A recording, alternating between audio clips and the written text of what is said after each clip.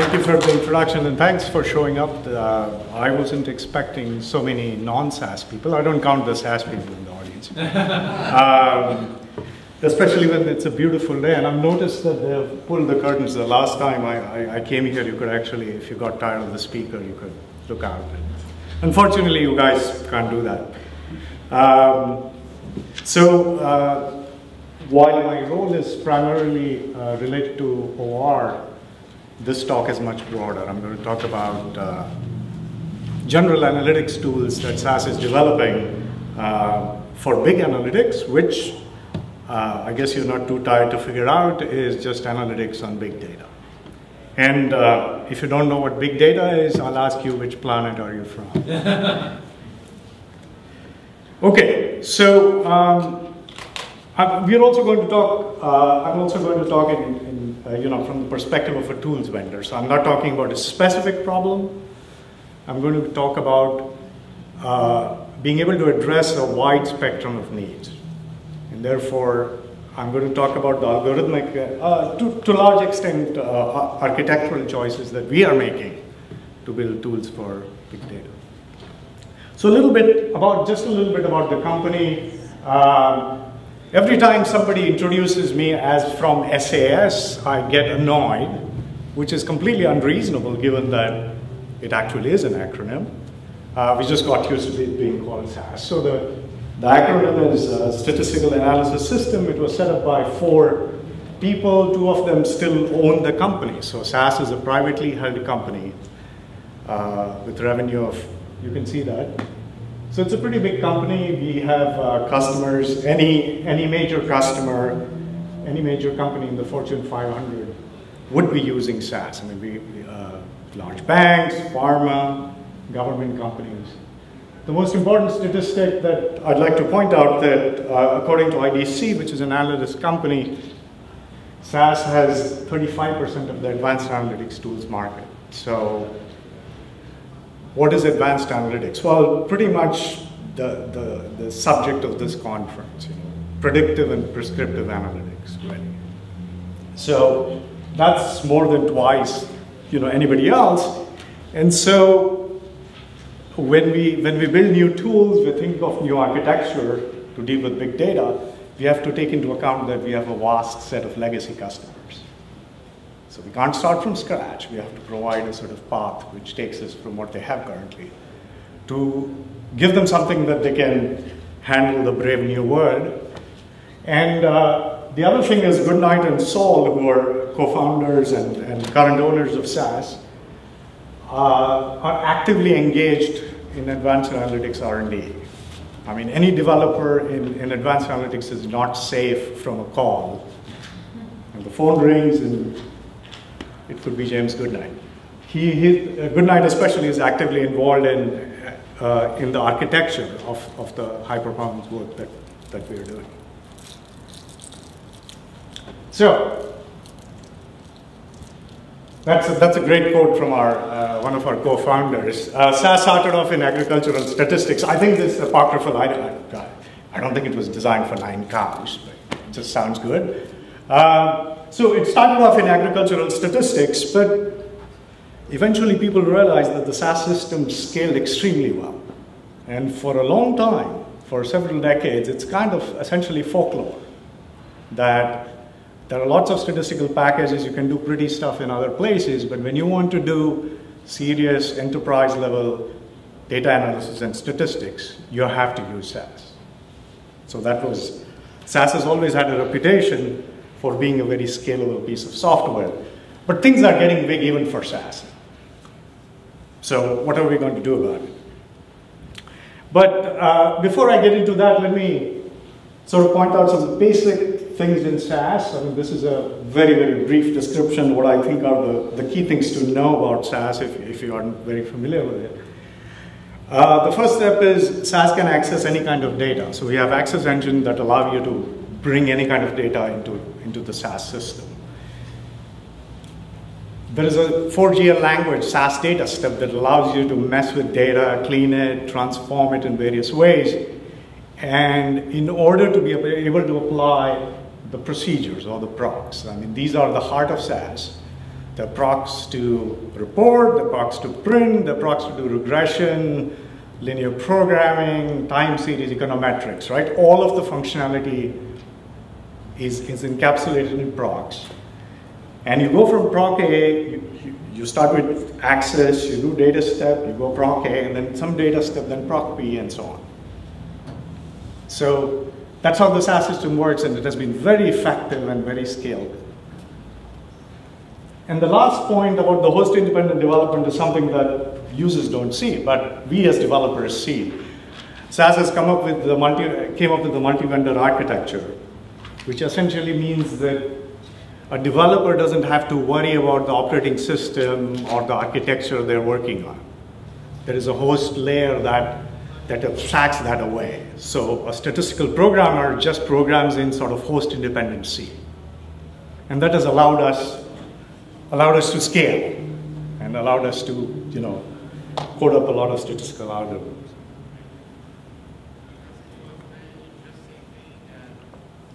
Well, so this is sort of the foundation of SAS, but after that, we started building things at a higher level, and we got a marketing department, so got nice pictures. And so the data management analytics tools and reporting to some extent were the heart of SAS. That's how it all started, right? And then we started creating software applications at a higher level, the business solutions. And so anything we do in big data has to kind of extend to all of this.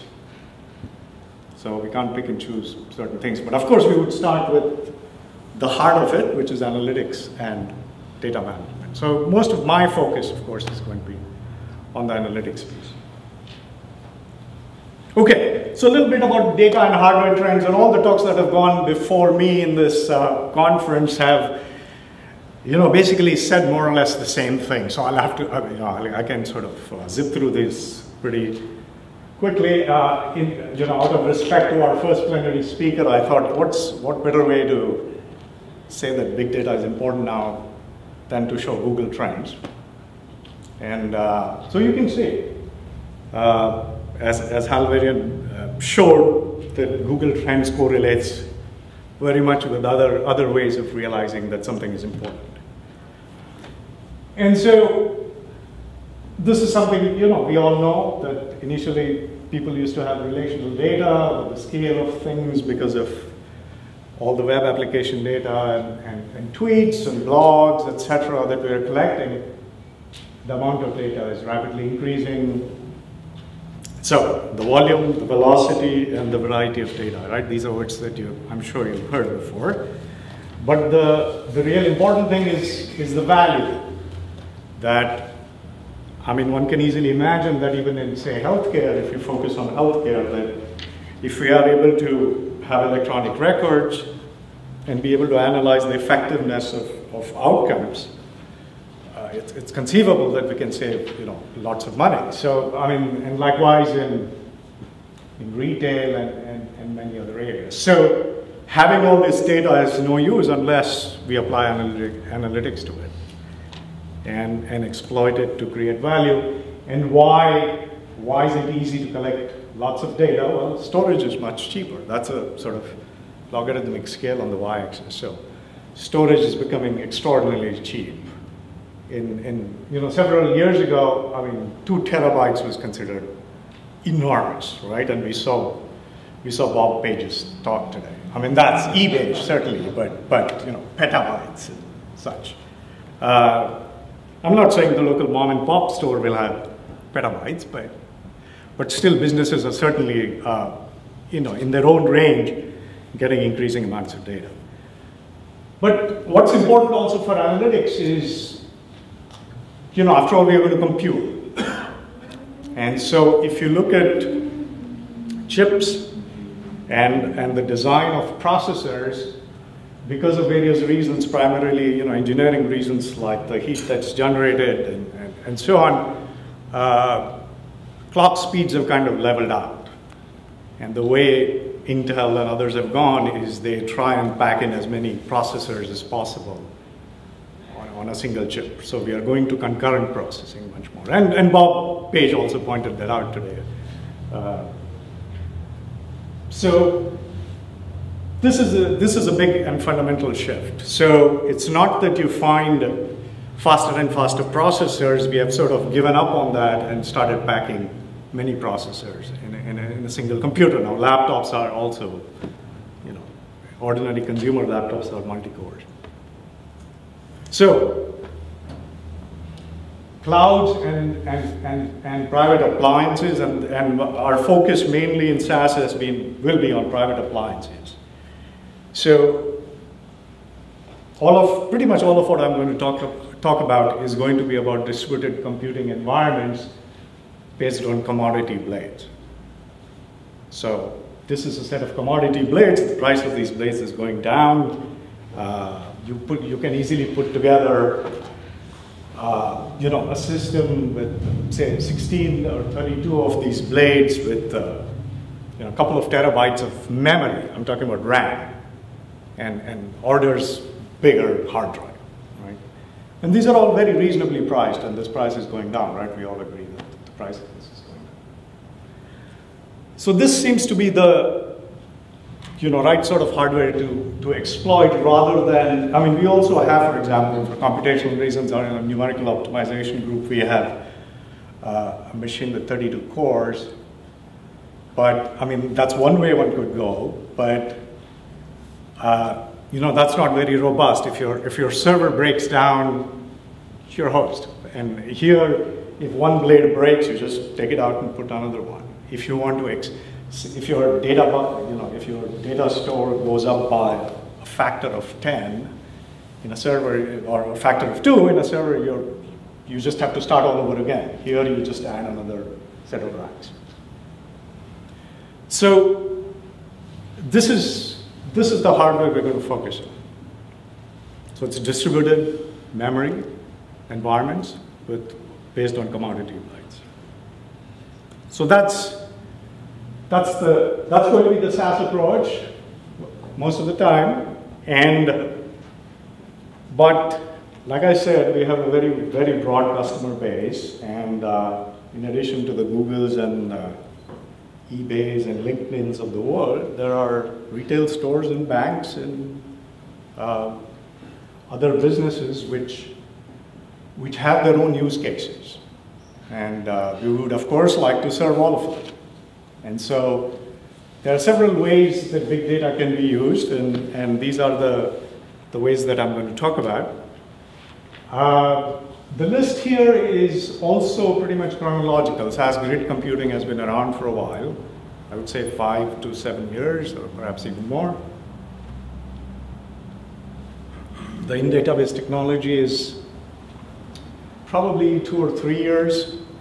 And the SAS in-memory analytics is things we are working on. There have been first releases and so on, but these are things that I would frankly say we're certainly not done with it by any means. And it's new stuff. The Visual Analytics was released the day after the slides were due. So it's pretty fresh stuff. So I've added some slides because I got some more. That was why I was officially allowed to talk about. And then finally, a thing that SAS event stream processing. This is for events such as trades that go at extremely high velocity, something like 100,000 a second, and you have to make decisions along the stream. So this is a new technology. We're still working on it, but the point is that what we're trying to do is have SAS analytics be embedded in all of these. So the technology depends on your particular context, but we would like to leverage the R&D that we have invested for over so many years. SAS is pretty much a dinosaur when it comes. We've been around 35 years. 35 years seems like pretty much old age in the technology industry. So we have all this accumulated intellectual property as well as code that we would like to reuse. So, okay, so SAS grid computing. Well, that looks very complicated, but you can ignore all most of the stuff except for the server tier. So this is a straightforward distributed environment where you have data which is pulled into the SAS servers, and the SAS servers there are installs on SAS on each of those servers, right? And you're partitioning work at the SAS level.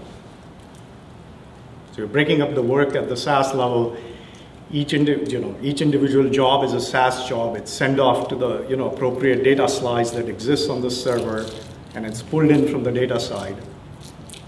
And there is load balancing, which is done by the metadata server.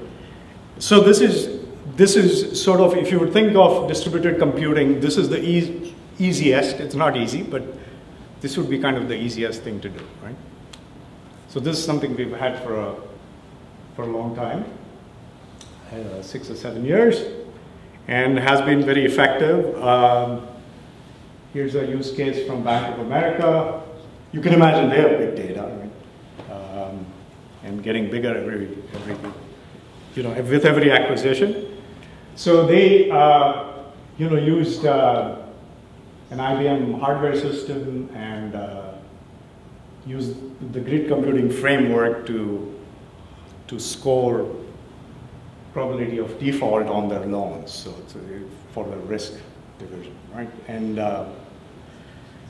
so they were able to dramatically reduce the time it takes. So I'll give a bunch of examples where there is a reduction in processing time, and this is not to say, wow, this is great, it's cool, but presumably if the reduction in time is substantial, then it kind of has an effect on your business process, and you can start doing things that you couldn't have done otherwise.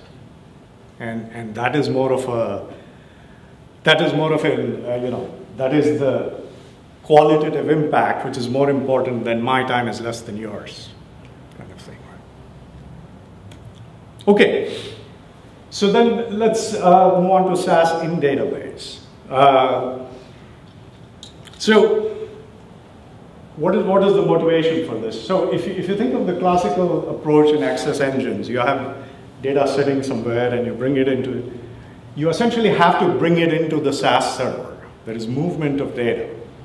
And especially if you have complicated algorithms where there's multi-pass, you have to go through the data several times. You just have to go through it and do x prime x, and that's okay. But if you have multi-pass algorithms, then you must actually persist the data on the SAS server, and you must move the data to the SAS server, right? And this for big data is a problem, right? You're constantly moving lots of data, and so, as the old saying, right? If the mountain won't come to Muhammad, Muhammad must go to the mountain. That same thing. If the data won't come to SAS, SAS has to go to the data. And so how can most of the data warehouses are on databases, and how can I take the SAS computation to the database? Well, easier said than done. You can do it if the computation is fairly simple. So there are some basic things, proc means and frequency and that kind of thing can be converted into SQL queries, which databases are very efficient at. So to the user, you're running a proc, but internally, we send off something to SQL. SQL, it gets converted into pure SQL, it gets computed in the databases very quickly, and there are many MPP databases that do this extremely efficiently. And you get back the result and surface it, and the user doesn't have to know that it's working on a database rather than a SAS. You can also use database user-defined functions. So these are C libraries that you can stick into and wrap into a database function. And again, that helps us do a large number of things. This kind of approach is very ideal for scoring a large number of data, large number of models. And this has been particularly effective. Now, Catalina Marketing, these guys print out the coupons for virtually every grocery store. So they have data of essentially every retail transaction, more or less, a very, very large percentage of it. So they actually have petabytes of data as well. And so they use the scoring accelerator for their marketing, for their targeting. And so, they also dramatically increased scoring time from 4.5 hours to something much smaller. Okay, and this was with, so SAS is not a hardware company. We just produce software products, so we partner with hardware vendors and database vendors. And so this was in partnership with Netezza, which is an MPP database. Now part of IBM. Okay, but so inside the database also has its limitations. You know, there's only so much you can do with SQL, right? The databases do a very good job with SQL, but there's only so much you can do with SQL. There are all kinds of constraints, and every time we do such a development, we try to make it so that the developers don't have to worry about, again, if you're pushing it inside the database, what database it is. We would like them to, but each database has its own idiosyncrasies, and you know, so you can't just arbitrarily take any SAS analytic engine, wrap it in a user-defined function. You have limits on memory and so on and so forth. So there's a certain limit on what you can do. What you can do, it really works very well. So if you're doing simple scoring based on data mining things that you did in SAS on the SAS server, this works very well. But if you want to do complicated things, analytical things in database, it just doesn't work. So what next? So this is where we SAS came up with this new architecture in collaboration with databases, and this also, by the way, is going to be going to work on Hadoop as well, using a special format. So the solution to this is doing things in memory alongside the database. So not in, but along. So what does that mean? And again, the key issue is we are focusing on massively parallel architecture, and this is also something Bob Page said, right? It's moving data is the problem. It's not the computation that takes time. It's moving the data. So you'd like to co-locate the computation with the data. So one of my colleagues came up with a nice description of this as a yin and yang. So think of an MPP hardware where there is a database with a SQL interface. That's one part of it, right? And there is also, interpret that hardware is also a grid of nodes with SAS on it, but not all of SAS, not the whole proc layer and all the rest of it. What I mean is SAS will install some DLLs on it, right? These are the analytical DLLs, which I call the SAS analytic engines. So these might be an LP solver, it might be an MIP solver, it might be a regression solver, whatever. So the hardware has the database as well as the SAS engines, and they share this hardware. And I'll show you a picture which explains it a little better, and might seem very complicated. So there is a SAS server, and the user is running high-performance regression on a data set. This is the database part, that's the SAS part. And so they have dedicated memory, so the SAS engines have dedicated memory, and the database has dedicated memory on the same hardware. And the SAS engine asks for certain tabular data from the database, and then takes over and does the computation in isolation from the database. When it's done, it hands the results over back to the database, if the user wants to write back to the database. Okay? Now, so the communication goes. So these are individual nodes of the massively parallel database. There is one special node, which is the general for the computations on the SAS side. And likewise, in an MPP data set, there is always a controller node. And these captains on the SAS side can communicate using MPI. This is the message passing interface that's the standard pretty much for grid computing. Of course, ideally, you would like to minimize the communication because that's what's expensive. So again, the SAS server, you set off a SAS job, and it starts off the computation at the general. You ask for data from the database, and the algorithm is completely implemented in the generals and the captains. And the only interaction the SAS has with the database is to get a copy of the data initially. Right? But everything is in memory. It's just copied in memory from the database to the SAS server. Okay, so there is no real movement of data. The only thing that happens here is that from the hard drive, the data is passed on to memory and copied over on the SAS side. Okay, and then the computation happens on the SAS side. This is a trifle technical for this conference, but I think it fits into what Bob Page was saying, right? That you know, the way to be able to handle analytics with big data will have to be distributed computing that minimizes passing of data as much as possible. So, roughly speaking, so the SAS analytics processes will run as peers of DBMS. It'll be on the same hardware, and the data is passed to the engines, right? And this is all done in parallel, right? I mean, previously you would have to send all of the SAS data server in one pipe, right? The entire data set through one pipe, which was significantly slow. All this is done in parallel because the nodes function independently.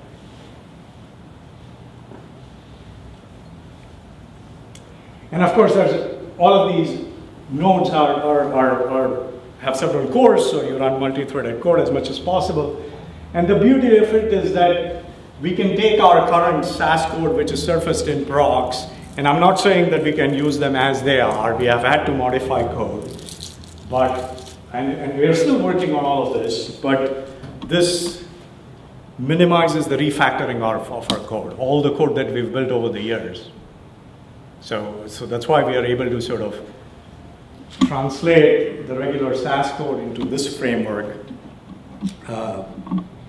you know, with some effort, but not, you know, nowhere near the same effort as rewriting the whole thing, right? And so let me give you some examples.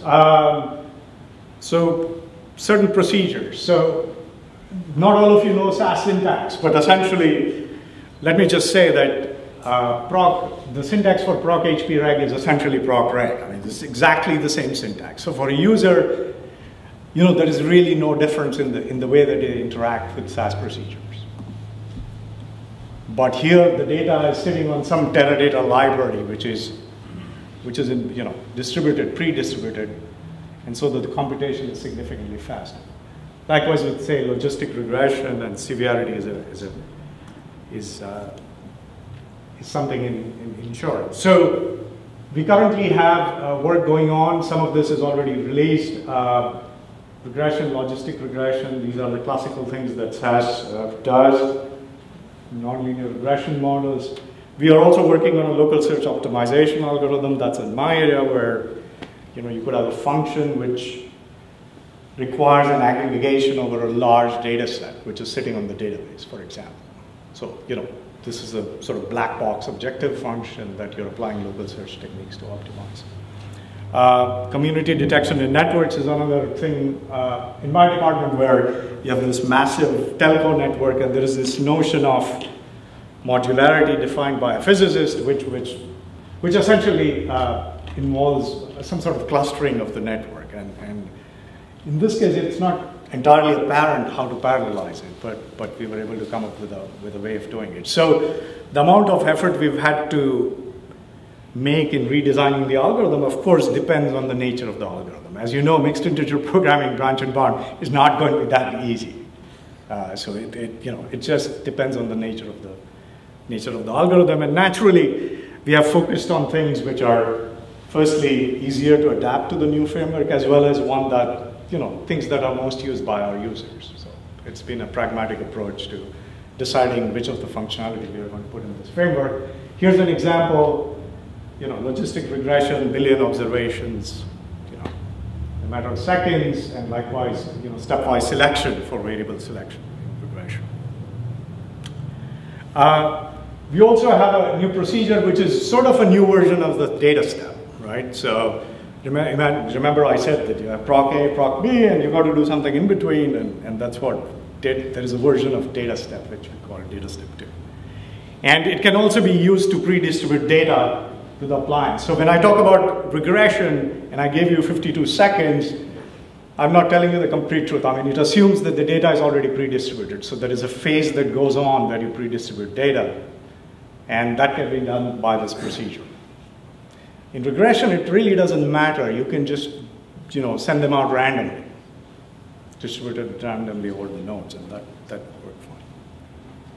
So you can actually take data step and convert it into data step 2 code, and that can run on the appliance. By the appliance, I mean the hardware appliance on which the alongside data model is running. So this is not,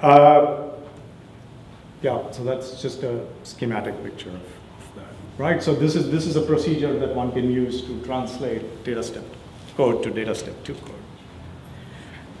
Same thing with Enterprise Miner. Our focus always is to minimize the effect on the user so that they don't have to worry about it. They're doing it the same way, but underneath, they get better performance.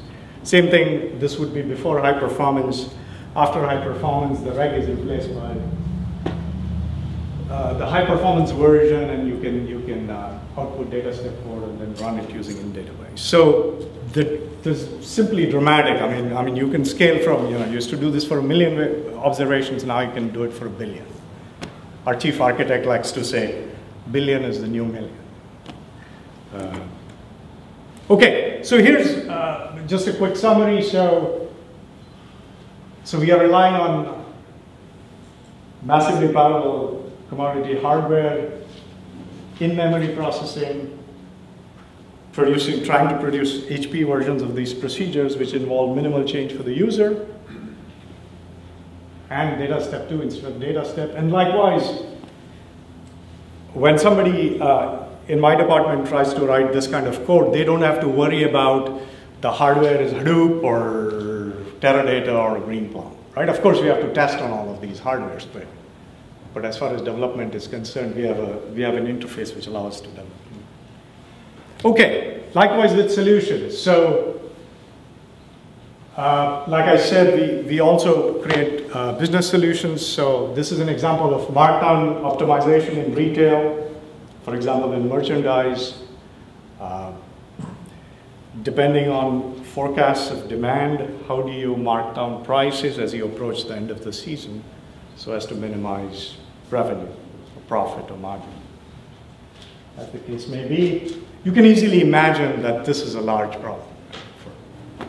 And I think I'm allowed to say that Macy's, this is Macy's.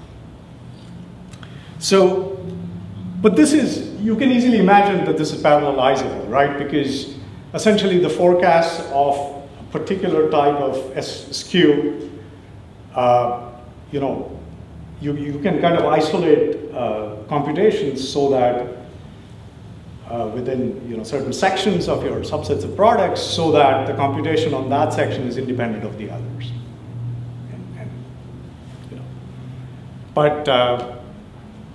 So I think this is one of the examples where, at least conceptually, it's, of course, implementation is very hard, but conceptually, it's a problem that can be broken down. There's another problem that we've been working on, which is for marketing, where you're assigning offers to customers.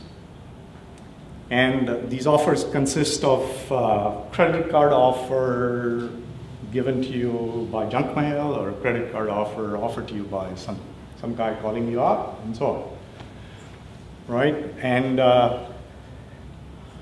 financial services uses it, telco, retail. So people, when you go to the grocery store, you get personalized coupons. So in some sense, that's an offer, right?